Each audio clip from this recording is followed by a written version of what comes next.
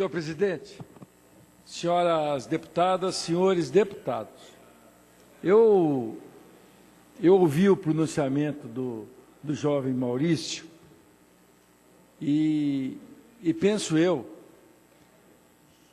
do excelentíssimo deputado Maurício Requião, e penso o seguinte, que nessa linha ele vai acabar tomando o lugar do Rogério Galindo, do Ismael Moraes, do Fábio Campana. Desculpe, a tribuna da Assembleia, deputado Maurício, eu lhe conheço bem, jovem, preparado, estudou muito, é para um debate, não de ficar fazendo a necrópsia do que aconteceu, que todos nós sabemos aqui eu já disse dessa tribuna, como outros parlamentares, todos nós falamos. Não dá para tomar o lugar dos que têm blogs ou colunas nos principais jornais, porque essas suposições, as futricas, as tricas, as intrigas palacianas, as informações privilegiadas que Vossa Excelência recebe, especialmente, obviamente, de oficiais da Polícia Militar, faz com que, de fato, meias verdades, num conjunto de verdades, possa parecer que tudo é exatamente como que Vossa Excelência quer que seja. Eu entendo que nós vivemos um episódio muito grave, já disse aqui da tribuna, o repúdio que eu tenho a qualquer tipo de violência, como qualquer deputado tem. Mas primeiro, desculpe, não dá para usar o termo vocês roubaram ou o Beto Richa roubou a Previdência dos servidores. Desculpe, não pode dizer isso. Em 2012, o fundo hoje, ontem eu expliquei isso, vou repetir hoje, o fundo de Previdência, ele vinha historicamente com uma solvência de 8 anos, desde quando ele foi criado. E, aliás, ele foi ampliando um pouco depois que foram feitos alguns ajustes, mas ele vinha com uma solvência de 8 anos. O que é solvência de 8 anos? Até 2012, o fundo ele só podia pagar a aposentadoria dos servidores que estavam vinculados a ele durante 8 anos, depois acabava o dinheiro. Em 2012, o governo manda uma lei para a Assembleia, eu já disse, e ele gosta de repetir, eu vou repetir de novo a palavra, o governo fez uma lambança mesmo. Porque para resolver o problema dos alertas que o Tribunal de Contas fazia na prestação de contas do governo do Estado, 2007, 8, 9, 10, 11, o que o governo fez? Manda para a Assembleia um projeto de lei, aonde, deputado Cláudio Palozzi, o governo retira todos os militares que estavam no Fundo de Previdência. Ora, a aposentadoria do militar é uma aposentadoria especial. Aos 53 anos, Vera e demais companheiros da Juventude do PMDB que estão aqui hoje na galeria dessa casa, os militares eles são expulsos literalmente da corporação, tanto os praças quanto os coronéis. Ninguém consegue conhecer um coronel com 54 anos, porque o regramento expulsa ele da corporação.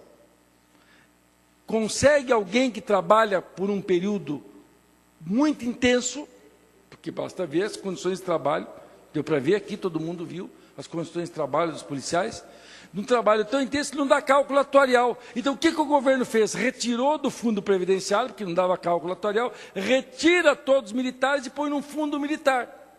100 milhões de reais por mês. Quem que paga o fundo militar? Diocristo. O Tesouro. Tira outro tanto de servidores. Quem os servidores? No fundo previdenciário estavam todos servidores, que em 1998 tinham menos de 50 anos, os homens e 45 as mulheres. O que faz de novo o governo no projeto de 2012, deputado Rasca? Pega todos os servidores que haviam ingressado anteriormente a 31 de dezembro de 2003 e tiram eles do fundo previdenciário e colocam tudo no fundo financeiro, que é bancado por quem? Pela viúva, né? Na expressão popular, o povo entende o que eu estou falando, é a viúva. Quem que é? É o Tesouro do Estado que paga as aposentadorias de todos os servidores públicos que ingressaram, anteriores a 2003. Mais ainda, em 92, o governo manda para a Assembleia uma lei instituindo o regime jurídico único. O servidor público, 80 mil servidores públicos, 20 mil estatutários, 60 mil seletistas. Olha, quem está em casa nos ouvindo, ou quem está aqui no plenário, ou nas tribunas de honra, na galeria, sabe, quem é seletista, seja servidor público ou trabalha numa empresa privada, ele se aposenta por onde? Pelo INSS, não se aposenta pelo Estado. Aí você transforma 60 mil pessoas que se aposentar pelo INSS em servidor público. Se aposentaram por onde? Onde é que eles estão em servidores hoje? Ou estão no fundo militar, no caso militar já estavam, para não misturar as coisas, mas estão, nunca foram seletistas. Mas assim, ó, no Ministério Público, no TJ, na Assembleia, no Poder Executivo, esses servidores seletistas que se aposentaram pelo INSS, se aposentam daí ou agora pelo Estado.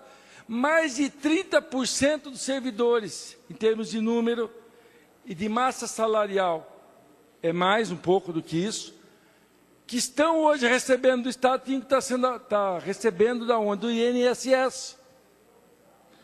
O governo, por que desequilibrou o sistema previdenciário? Desequilibrou porque retirou os encargos. Olha, só dos militares, 100 milhões de reais por mês.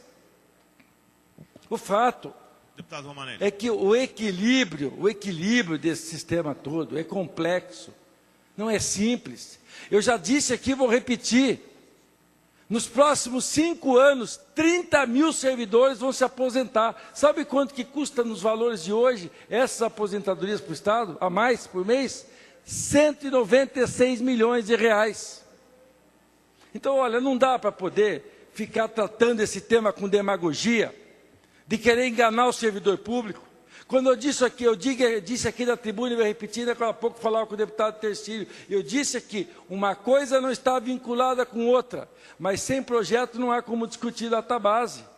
E a database iniciou ontem a discussão pela secretária da Administração de Dinorá Portugal, que iniciou o debate com o Fórum das Entidades Sindicais, que é a PP Sindicato. E é um debate que, obviamente, nunca nós definimos database no início do mês de maio. E, inclusive, deputado Maurício, quando eu era líder do governo, que eu tive muita honra de ser líder do governo, do governador Requião aqui, diversas vezes nós concedemos, fizemos a negociação, a lei foi votada ou no final de maio, ou no mês de junho, e daí fazia para valer mais para frente com um dispositivo dizendo o seguinte, ó, condicionado à disponibilidade orçamentária financeira, e obviamente o seguinte, na medida que o governo ia tendo disponibilidade financeira, ia pagando, ia resolvendo a questão para poder garantir a database, que nós, de passagem, implantamos aqui no Paraná, quando eu era líder do governo, que foi em 2007, atendendo um comando constitucional. O fato é que é o seguinte, database hoje custa mais de 100 milhões de reais por mês. Hoje, custa isso, fora os outros poderes. Então, o fato é que é complexa o tema que envolve, e a gente tem que ter muita prudência para tratar isso, até para não enganar as pessoas. Os servidores públicos são fundamentais. Nós temos uma greve que está em continuidade, que essa greve, obviamente, nós temos que chamar de novo, ter uma nova secretária da Educação.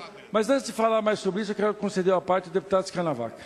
Deputado Romanelli, eu gostaria que Vossa Excelência informasse que governador que fez isso, de passar 60 mil CLTistas para o fundo. E por que passou? Porque deixou de pagar a Previdência e o INSS os 20% e o FGTS do 8%, que com certeza foi uma economia, naquele momento, de deixar de pagar a Previdência e pagar o FGTS desse servidor, porque quem é CLTista tem o FGTS também. Tenho certeza que foi por isso que foi feito naquele momento, e que hoje nós estamos com esse imbróglio, que realmente, em 2012, aconteceu o que aconteceu.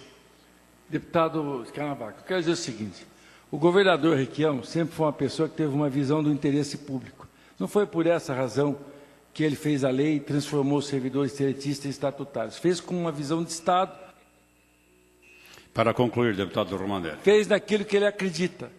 Obviamente é o seguinte, tem desdobramentos? Claro que tem. O que não dá para a gente transformar isso aqui agora é um debate ideológico, político. Esse projeto não foi aprovado porque a oposição se reuniu com a coordenação do fórum, em cima da minha sala, no dia 22 de abril, e decidiram fechar a questão política.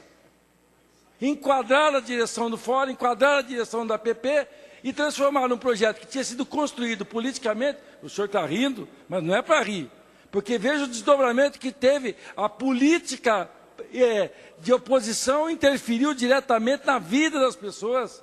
Olha os riscos todos, o sofrimento, a dor que as pessoas passaram e estão passando, dos 1 milhão de alunos que estão sem aulas, e com uma perspectiva ruim de desdobramento disso tudo.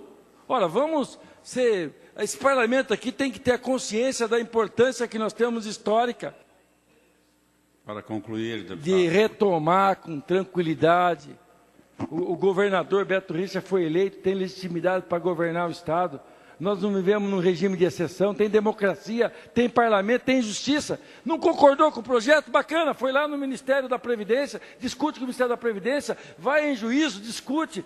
Esse mesmo procurador, que Vossa Excelência referenciou agora, tu não imagina o que ele fez em outros momentos em outra situação, que era líder também. Eu sei. Então, na verdade, é o seguinte, a história um pouco se repete com as coisas. Só que é o seguinte, vamos virar a página da questão da Previdência, discutir, se tiver que apurar a responsabilidade, o Ministério Público instaurou o procedimento criminal para poder apurar a responsabilidade, inquérito civil, está ouvindo, já ouviu 80, 90 pessoas, tudo isso fica claro, cada um assume a posição que quer. Agora, não dá para dizer que essa casa aqui, inclusive os deputados de oposição, que ficaram aqui na... Deputado Romanelli, por favor, conclua. Que permaneceram aqui na sessão, porque eu propus aqui de suspender a sessão, para poder, de fato, tratar a questão de uma outra forma. Agora, todos aqui permaneceram, votaram até o último item. Desculpem, aqui não dá para poder ficar fazendo um discurso do caminhão de som e outro aqui dentro da Assembleia Legislativa.